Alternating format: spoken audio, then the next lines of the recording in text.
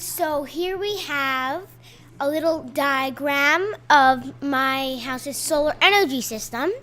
And as you can see right here, we have 33 250 watt solar panels. Let's zoom in a little closer and see in a little more detail how exactly these get electricity. See here, there's one glass layer on top. It's just basically for protection, and under that is a really thin film of anti-reflective stuff, and then under that is the really important part of the solar panel. So you see we have two layers of silicon. The top is N-type silicon, which is for negative, and the bottom is P-type silicon, which is for positive, and in between them is this little barrier, and the electrons can't get through that barrier. So when the photons, when they hit the P-type electrons, they strip them off, and the P-type electrons want to get to the N-type electrons, because the N-type electrons, well, there's a bunch of holes in their atoms. So the problem is the P-type electrons, they can't get up there because of the barrier. So we gotta add a wire. So when we put the wire on the panel, it creates a pathway for the P-type electrons to go to the N-type electrons. And if we decide to put a light bulb on that wire, then suddenly the light bulb is turning on and we have power. So, after we've talked a little bit about how PV cells work, let's look at the bigger picture. So, after we've got our electricity in a DC current, which is a direct current, I'll talk more about that later. It's going to go on this wire all the way down to the inverter. This is where the DC current comes in handy. So there are two main types of electricity, DC current and AC current. So AC is for alternating current and DC is direct current. And most of our loads, light bulbs and computers and stoves, they use AC current. We need that alternating current. So this inverter basically turns the DC current into AC current. So now that it's AC current, it goes into the production meter, which basically tells us how much electricity we have constantly by the kilowatt hour. So a kilowatt hour is a way we measure electricity.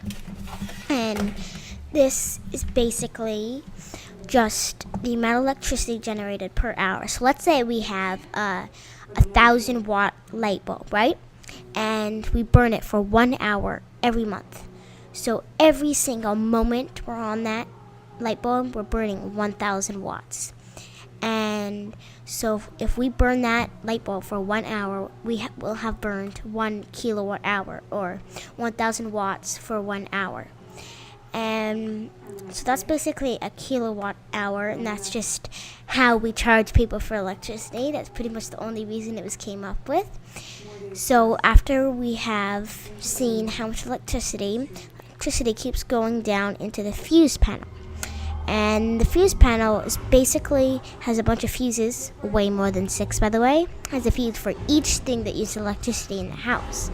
And it goes to all the fuses, and the right amount of electricity that's needed for that fuse is directed into there, and then it comes out to the loads. The loads are basically everything you use that needs electricity. So your stove, your lamp, your laptop, your microwave, all that type of stuff.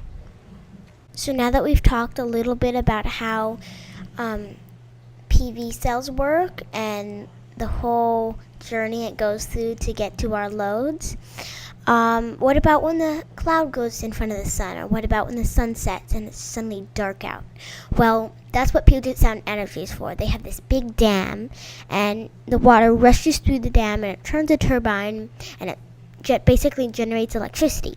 And each house has a wire connecting to that dam, all in all, and the electricity just goes from the dam all the way to our house as needed. And so on our roof of the house is a little post here, and it goes down here into the net meter, and this is just recording what goes in and what goes out, because sometimes we generate extra electricity than we use, and so we send it right back out onto the grid into our neighbor's house so they can use it. So this is a lot like the production meter. but it doesn't measure what we produce. It's just recording what goes in and what goes out.